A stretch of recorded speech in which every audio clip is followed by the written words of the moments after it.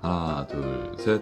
안녕하세요. 쉽게 읽는 일이. 그냥 읽는 저리입니다. 오늘은 월말 결산 몇 월에 읽었던 책 해서 이제 영상 찍을 때 많은 분들이 어떤 어플을 쓰냐 질문들을 해주셔가지고 독서에 관련된 독서할 때 유용한 어플들 몇 가지를 좀 소개시켜 드려볼까 합니다. 좀 텐션이 내려가요. 자다 일어나가지고. 첫 번째 어플은 왓챠피디아입니다. 원래 이름은 왓챠였는데 왓챠피디아로 이름이 바뀌었고, 그 다음에 이제 왓챠피디아에서 서비스하는 왓챠플레이라는 OTT 서비스가 있는데 그 왓챠플레이가 또 왓챠라는 이름으로 바뀌어서 이름에 혼동이 없으시길 바라고요. 주 목적은 이제 영화 추천 어플이에요. 이제 책도 같이 서비스를 하고 있어요. 자신이 이제 입력한 별점에 따라서 여러분에게 맞는 책을 추천해주는 어플인데요. 이게 재미있는 게 내가 입력한 별점이 많으면 많을수록 머신러닝, 딥러닝 그런 걸로 해가지고 자신에게 그런 추천해주는 데이터가 점점 정확해진다고 해요. 그 왓챠에 들어가면은 그 예상 별점이라는 게 있어요. 그 정확도가 되게 높아요. 저희는 영화를 볼 때 거의 이제 왓챠 예상 별점을 거의 막 신봉해서 거의 뭐 90% 이상 좀 정확하다 보니까 좀 이렇게 맹신하게 되더라고. 그런데 똑같이 책에서도 책에 대한 별점을 기록을 해 놓으면은 역시 똑같이 이 책이 여러분들한테 좋을지 안 좋을지 그런 예상 별점이 매겨지는 기능이 있다는 거. 어플 장점으로서는 이제 이 어플 하나로 그런 영화라든가 책에 관련된 별점과 추천을 받을 수 있다는 게 조금 매력적인 것 같고요. 왓챠피디아 자체에서 평점 조작을 방지한다든지 알바들이 이제 남기는 별점이라든지 이런 것들을 방지하기 위해서 굉장히 노력을 많이 하고 있다고 그래. 그래서, 그래? 그래서 그 영화 관련 평점 매체 중에선 신뢰도가 가장 높다고 하더라고. 근데 실제로 써봐도 되게 신뢰도가 높기는 높더라고. 일단은 평점을 보고 우리가 영화를 고르기도 하지만 그 영화에 대한 댓글들이 엄청 디테일하고 재밌는 게 많고 재밌고 함축적이어가지고 그 평들만 보고도 아, 이 책은 어떻겠구나, 이 영화는 어떻겠구나 하는데 맞아. 되게 많은 도움이 되는 것 같아요. 파트너 기능이라는 게 있어가지고 이제 딱 한 명만 파트너를 맺으면은 파트너의 예상 별점도 볼 수 있어요. 그래서 그게 이제 한 명밖에 안 되는 한 명밖에 안 되는 거예요. 연인이나 가족, 부부들끼리 이제 파트너를 맺어놓고 어떤 뭐 영화나 책을 고를 때 파트너의 예상 별점까지 고려해서 좀 선택을 할 수 있다는 점이 좀 매력이 있는 것 맞아. 같더라고요. 그거랑 별도로 일반적인 SNS 기능처럼 이제 친구 추가, 이제 팔로우 해가지고 코멘트 남기는 거라든지 어떤 뭐 책에 별점을 줬다든지 그런 활동들도 계속 이제 지켜볼 수 있다는 기능도 있고요. 없는 책들도 있는데 ISBN?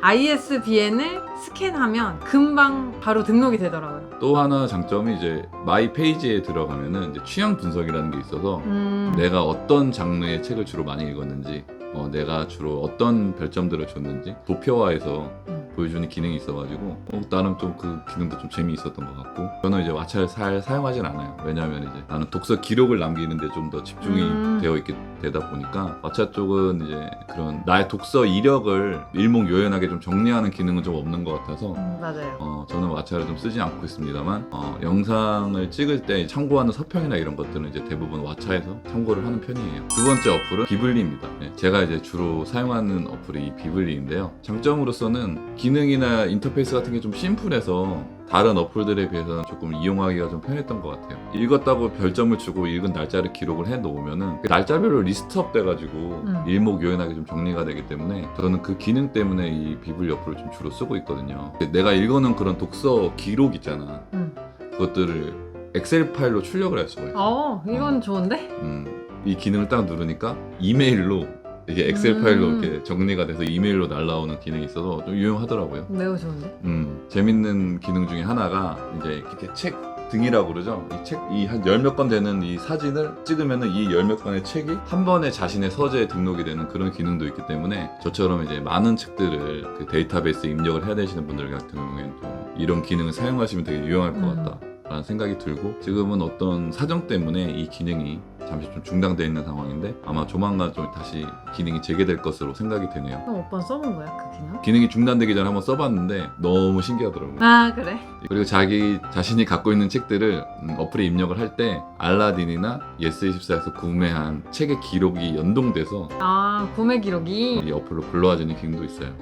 물론 단점도 있어요. 유명하지 않고 좀 마이너한 어플이다 보니까 이용자 수가 적습니다. 얼마나 적은데? 웬만한 책에 가면 서평이 없어. 정말 유명한 책 같은 거 딱 들어가면 그래도 조금 사용자들이 다 남겨놓은 게 있는데 조금 덜 유명한 책 하면은 없더라고. 그래서 나는 읽으면 최대한 서평들을 남겨놓기는 하는데 그 부분이 제일 아쉬워요. 왓챠처럼 이제 그런 친구들이랑 팔로잉을 하는 그런 기능들이 있지만 사용자 자체가 적다 보니까 그런 것들이 활용되는 요소들이 좀 더 적어서 아쉽고, 곁다리 삼아서 얘기 드리자면은 제가 이 앱을 쓰다가 이 앱의 대표님과 이 앱을 운영하시는 그 회사분들이 이 앱 유저들을 초청해서 유저들의 피드백을 받는 그런 자리에 초청을 받은 적이 있어요. 초청이라기보다 내가 신청을 한 거지. 채택이 내가 좀 갔었었는데 거기 대표님도 그렇고 운영하시는 그 매니저님인가? 책을 사랑하시고 열정적이신 분들인 것 같더라고. 한 10명 정도 오셨더라고. 되게 나만 쓰는 줄 알았는데 쓰는 사람들이 좀 있구나. 그런데 이제 거기 계신 분들이 공통적으로 주셨던 피드백이 이제 사용자가 적다.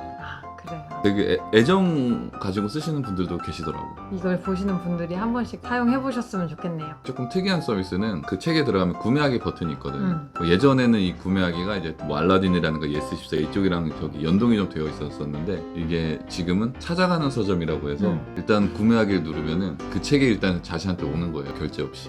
그 책을 받고 5일 안에 그 책을 한번 읽어본 다음에 사야겠다. 그럼 그때 결제를 하는 거고, 안 사야겠다 하면은 다시 그냥 이렇게 택배로 반송을 보내는 그런 좀 특이한 구매 시스템을 좀 가지고 있더라고요. 나쁘지 않은 것 같아. 소비자 입장에서는 나쁠 게 없는. 또 이걸 제가 조금 제대로 이용해 본 적은 없기 때문에 물건이 오는 거랑 반송을 하는 거에 대한 택배비도 내가 부담을 해야 되는 것까지는 잘 모르겠어요. 그거는 제가 추후 조사해서 여기 자막으로 달아놓겠습니다. 비블리 지수라는 게 있어요. 그 책에 들어가면은 이제 비블리 지수라는 게 표시가 돼 있는데 이게 뭔지 모르겠는 거야. 그래서 유저들 모아놓은 자리에 갔었다고 그랬잖아. 그래서 이제 운영하시는 분들한테 물어봤지. 비블리 지수가 뭐냐, 어느 정도면 높은 거고 어느 정도면 낮은 거냐. 답변이 그분들도 모르신대. 그게 뭐야? 그러니까 뭐 개발자분이 시스템을 뭐 어떻게 뭐 해놨는지 모르겠는데 그분들도 모르신다고 하더라고. 근데 그게 너무 충격적이었어. 비블리 분들은 지금이라도 빨리 비블리 지수가 뭔지 유저분들에게 잘 알려주시길 바라겠습니다. 세 번째 어플은 잉크입니다. 이 잉크 어플은 왓챠랑 비블리를 합쳐놓은 느낌의 어플이라고 보시면 될 것 같아요. 기능적으로는 이제 제일 다양하고요. 뭐 책 추천, 친구들과 팔로잉하는 기능, 그런 책과 관련된 유튜브 영상이라든가 관련 글들이 다 이제 한 군데 모여져 있다는 점. 잉크에서 책을 구매할 경우 5%의 추가 적립이 이루어진다는 그런 특징들이 있습니다. 이 어플의 장점은, 이거는 저만이 느끼는 걸지도 모르겠는데, 책의 별점 시스템이 3단계로 되어 있어요. 별로예요? 볼만해요? 꼭 보세요. 이거 되게 심플하다, 되게 참신하다고 생각을 했고, 그리고 몇 명이 뭐 볼만해요를 눌렀는지, 몇 명이 꼭 보세요를 눌렀는지, 그 분포도도 딱 그렇게 바로바로 보여가지고. 나 같은 사람들한테는 좀 별로겠다. 너 같은 사람이 어떤 사람인데? 점수로 이 책 진짜 별로야 이러면 겁나 좋네 이렇게 막 극단으로 별점 주고 싶은 사람들? 이과생들은 뭐 수치로 얘기를 해야 되는구나. 문장으로 그러니까. 별로입니다 이게 아니라 수치로. 이 책은 0.5점을 줘야 할 만큼 별로입니다. 그 부분에서는 호불호가 있을 수 있을 것 같네요. 어떤 어플이든 간에 이제 그 책에서 읽었던 인상적인 구절이나 그런 내용들을 기록하는 독서 노트 기능들이 다 있거든요. 잉크는 좀 특이한 게 다른 사람의 독서 노트를 볼 수가 있어요. 그래서 어떤 사람이 어디에 밑줄을 그었는지, 어떤 구절을 인상적으로 봤는지를 볼 수가 있어서 되게 좋더라고요. 엄청 좋아 보이네. 저리가 본 책을 제가 이어받아서 이제 밑줄을 그으면서 보면은, 얘는 왜 여기다 밑줄을, 아무런 감동도 없고 인상적이지도 않은 구절에 밑줄을 그어놔가지고. 내 나름의 그 느낌적인 느낌이 있어. 근데 어떨 때는 맞아, 나도 여기에 밑줄을 긋고 싶었어 하는 그 좀 재미가 있잖아. 맞아. 그런 것처럼 잉크에서는 그냥 다른 분들이 어디에 구절을 인상 깊게 보고 있는지를 알 수가 있어서 조금 흥미로운 기능이었던 것 같아요. 취향 분석이나 이런 것들을 또 이제 해주는 기능이 있고요. 독서 기록들을 어떤 그래프나 도표식으로 보여주는데, 다른 어플에 비해서 캘린더 모양으로 해서 읽은 책들이 책 표지로 이렇게 삽입되는 기능들은 SNS나 이런 거 올릴 때 굉장히 좋을 것 같다는 생각이 들어요. 나 SNS에서 진짜 많이 봤어.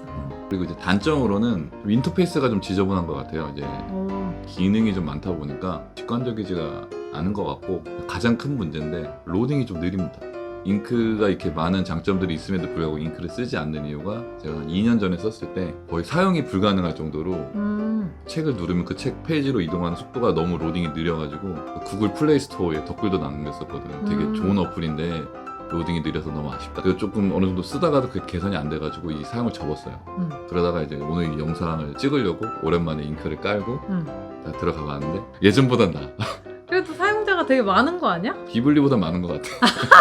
사용자도 어느 정도 좀 있어서 역시 그런 별점, 뭐 댓글, 서평 이런 것들이 좀 많이 있어요. 네 번째 어플은 북적북적입니다. 이 어플의 특징은 다른 잡다한 기능들 다 빼고 독서 기록에 대한 기능만 좀 충실하게 만든 앱인 것 같아요. 그래서 굉장히 좀 가볍고 인터페이스도 심플하고 다른 사람들과의 연동이 안 돼요? 그 기능이 어플은 특이하게 그 책의 기록을 책의 높이로 쌓아가는 방식으로 기록을 하기 때문에 뭐 몇 권을 읽어서 이 높이가 뭐 15cm, 몇 권은 뭐 30cm 이렇게 조금 책의 높이로 기록이 되는 방식이 조금 재미있었고 이 책을 많이 쌓을 때마다 앱에서 사용할 수 있는 캐릭터들이 이렇게 열려 여성분들이 좀 좋아할 만한 요소들이 좀 있는 것 같고 약간 미니멀한 그런 독서 라이프를 즐기시는 분들이 사용하면 좋을 것 같고요. 독서 메모 기능도 간단하게 있고 읽은 책의 양과 이제 페이지 수를 이제 그래퍼화해서 보여주는 그런 기능들이 있습니다. 다섯 번째 어플은 북풀입니다. 이 북풀은 이제 알라딘에서 서비스하고 있는 앱이에요. 알라딘의 구매 이력과 내가 보관한 책들이랑 이제 연동이 되어 있다는 게 특징이죠. 책의 북과 이제 피플의